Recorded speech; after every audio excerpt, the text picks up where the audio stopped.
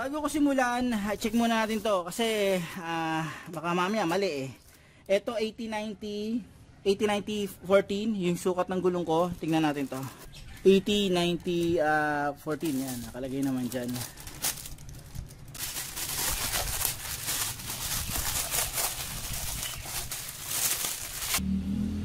80-90 yan, 80-90-14. So ayan siya.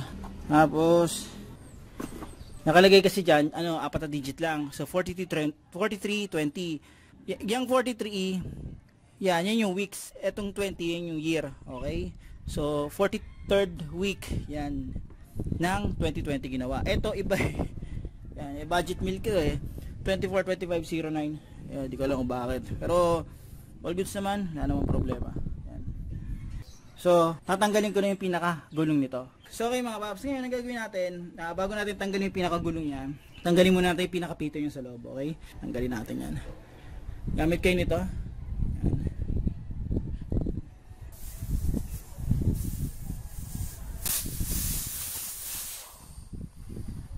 Tinanggal ko lang to. So, tanggal na to. So, okay mga paps, kapag tatanggalin nyo to, pwede kayong gumamit ng ganito, panikwat, saka gamit kayo karton. Kasi pag sinikwat natin yan, may tendency na magasgasan yung rims eh. Sa akin okay lang, pero kung kayo gagawa, maglagay kayo para pag sisikwat hindi matatamaan tong part na to, yung rims. So una natin gagawin dito, tatapakan ko muna to. Yan. Para yung pagkakadikit, medyo matanggal. Okay? So yan siya.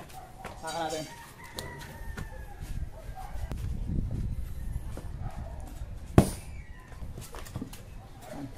Hindi ako maselan mga paps ha. Pero kung kayo, maglagay kayo dito. Sabihin nyo, naglagay na ako. Pero hindi naman ako maselan dyan. Okay lang yan. Ayan siya. So, ang next natin gagawin ito, sisikwatin natin yung pinakagulong yan. Okay? So, pwede kayo maglagay nito para hindi gasgasan yung pinaka, rims nyo. Or mags nyo. So, unang gagawin, maglalagay ako ng dito. Maglagay kayo ng karton kung gusto nyo. Sa akin, hindi naman ako maselan. Okay lang sa akin yan.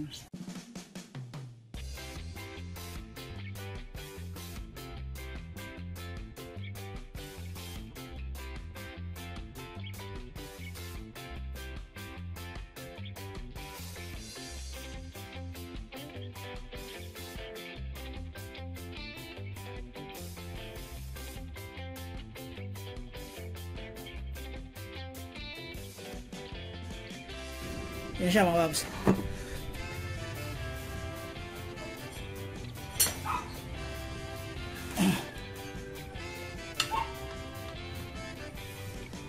Interior pala to.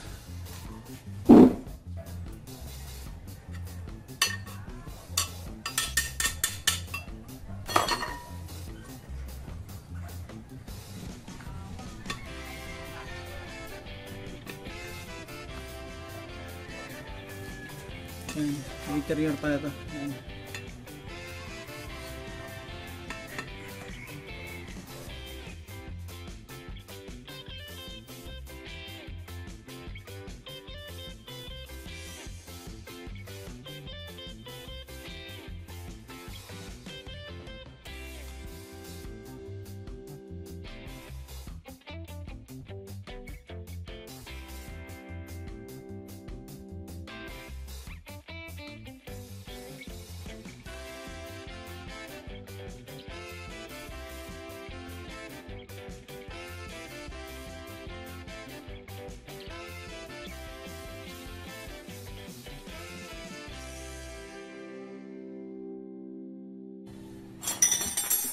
Okay, so ayan na siya. Ayan na. So, daming tama.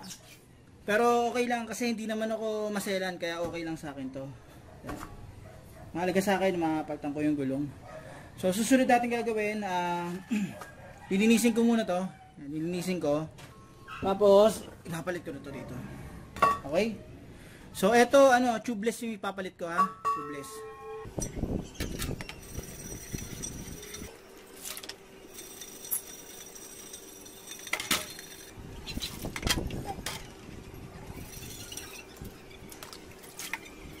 So, ayan mga paps, nalinis ko na to. Okay na to sa akin.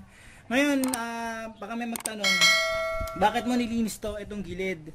Kasi, ano yan, kapag hindi mo nilinis yan, tapos naipon yung mga dumi dyan, kasi lagyan mo ng bagong gulong, may tendency na, na mababawasan yung hangin ng gulong mo pagkatapos ng mga ilang araw. Hindi siya todong madideplete. Ibig ko sabihin, halimbawa, 33 yung hangin mo, tapos sa susunod na araw magiging 32, 31, ganun. Hindi siya todong mababawasan ng ng malaki.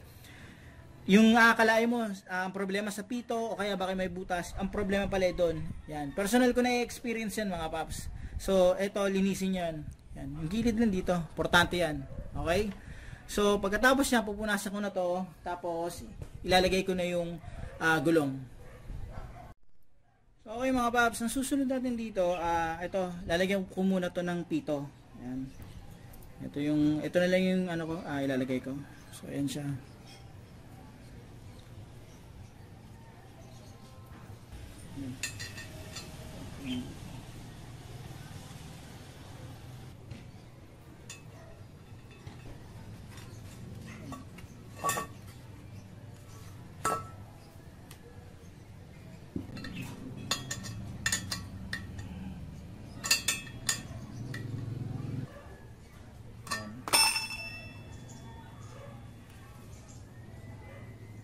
Okay na to. So, pagkalagay ko ng pito, ilalagay ko na yung gulong. So okay mga paps, bago ko ibalik yung yung pinaka rims niya dito sa gulong, kailangan kong lagyan to ng langis. Yan, para kahit paano mas madali ko siya maipapasok. Okay? So lagyan ko na to. Langis lang. Yan.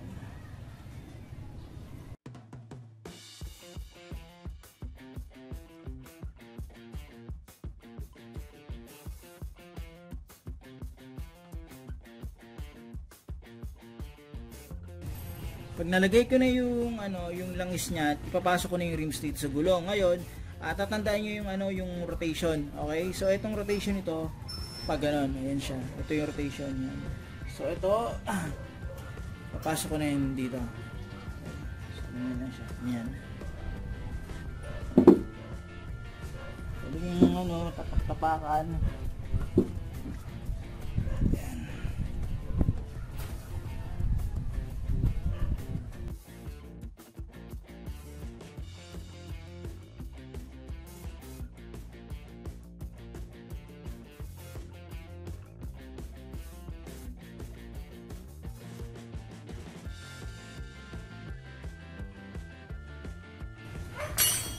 So, napasok ko na yan.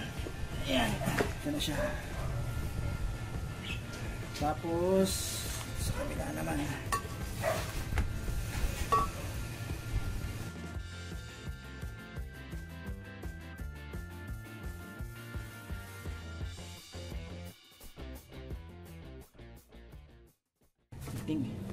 Ipiting nyo to ipiting nyo.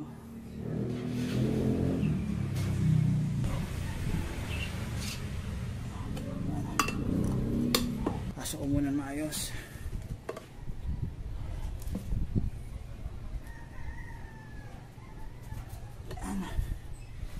Okay.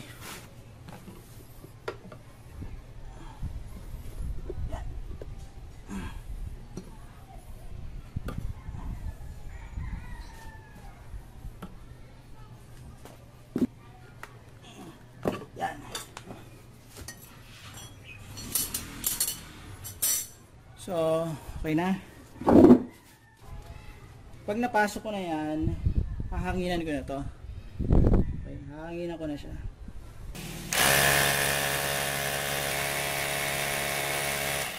Mukhang hindi kayang i-inflate. So, hindi kaya nito. Yan. Pupunta lang ako sa malapit na gas station.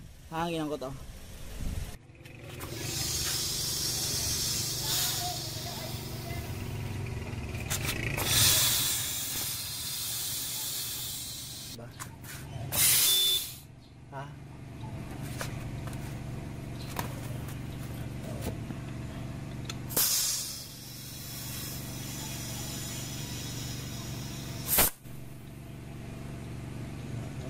So ayan mga paps, napahanginan ko na yan. So kita nyo naman, lapat na yan. Ngayon, pwede nyo i-check kung meron niyang singaw. Lagyan nyo ng ganyan, tubig. So ayan, tinitingnan ko. Ayan. Okay, second rin. Sa kabilang side, pwede nyo rin gawin, i-check kung merong may leak yan. Kapag may leak yan, bubula naman yan. Parang may lumalabas na hangin. Sana kahit paano itong video na to nakatulong to, at kahit paano kung gagawin nyo, makatipid kayo sa pagpapalit ng gulong ng scooter nyo. Okay? So ito, mamaya ko na ikakabit. So paano mga paps, maraming salamat sa inyo.